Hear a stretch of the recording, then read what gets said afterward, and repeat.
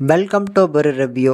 இந்த வீடியோவில் 2013லேருந்து எடுக்கப்பட்ட ஒரு ஹாரர் திரைப்படமான 3G எ கில்லர் கனெக்ஷன் திரைப்படம் எப்படி இருக்குது அப்படிங்கிறது தான் உள்ள பார்க்க போகிறோம். இந்த திரைப்படம் தமிழ் டப்பிங்கோட தந்தி ஒன் அப்படிங்கிற யூடியூப் சேனலில் பார்த்தீங்கன்னா இப்போ ரிலீஸ் பண்ணியிருக்கிறாங்க.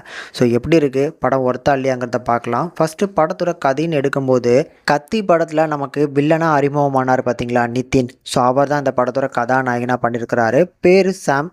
இவரோட காதலிக்கு சர்ப்ரைஸ் கொடுக்குற விதமாக திடீர்னு இறங்குறாரு. அந்த டைமில் இவரோட ஃபோன் ஸ்விம்மிங் பூலில் தண்ணியில் விழுந்துருது.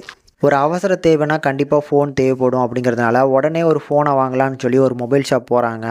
அங்கே புது மொபைல் இருந்தாலுமே 3G கனெக்ஷனில் ஒரு பழைய மொபைல் தான் இருக்குது.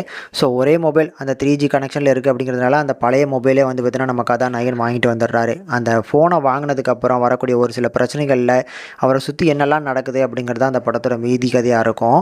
இதில் ஓப்பனிங் சீன்லேயே பார்த்தீங்கன்னா ஒரு பொண்ணை கொடூரமாக ஒரு நபர் கொலை பண்ணுற மாதிரி காமிச்சிருப்பாங்க. அந்த கொலைக்கு ஐ விட்னஸ் அப்படிங்கிறது அங்கே இருக்கக்கூடிய ஒரு ஃபோன் தான். ஒருவேளை அந்த ஃபோன் தான் இந்த ஃபோனா அப்படிங்கிற மாதிரி இந்த ஃபோனை வச்சு வரக்கூடிய ஒவ்வொரு விஷயங்களையும் இந்த படத்தில் அழகாக காமிச்சிருப்பாங்க. எனக்கு இந்த படத்தை பொறுத்தளவுக்கு ஓரளவுக்கு நல்லா இருக்குன்னு சொல்ல முடியாது, அதே மாதிரி நல்லா இல்லைன்னு சொல்ல முடியாது. இந்த படம் 2013 எடுக்கப்பட்ட ஒரு படம்.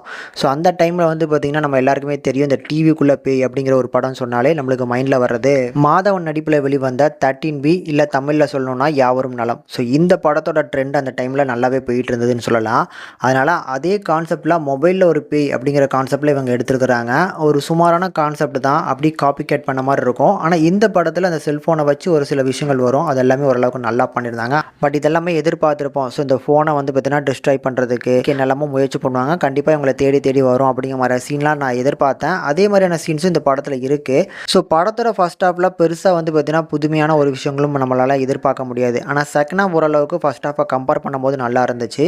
ஸோ படத்தோட செகண்ட் ஹாஃப் கண்டிப்பாக உங்களுக்கு இம்ப்ரெஸ் பண்ணணும்னு நினைக்கிறேன். படத்தில் நிதினோட பெர்ஃபார்மன்ஸ் நல்லா இருந்துச்சு. ஹாரர் போர்ஷன்ஸ் எல்லாமே அந்த டைமில் எப்படி இருந்துச்சோ அதுக்கு ஏற்ற மாதிரி தான் பண்ணியிருக்கிறாங்க. அதனால் இப்போ பார்க்கும்போது ஹாரர் போர்ஷன்ஸாக இதெல்லாம் பார்த்தா நம்ம என்ஜாய் பண்ணிட்டு இருந்தோமா அந்த பீரியடில் அப்படிங்கிற மாதிரி தான் எனக்கு ஃபீல் ஆச்சு.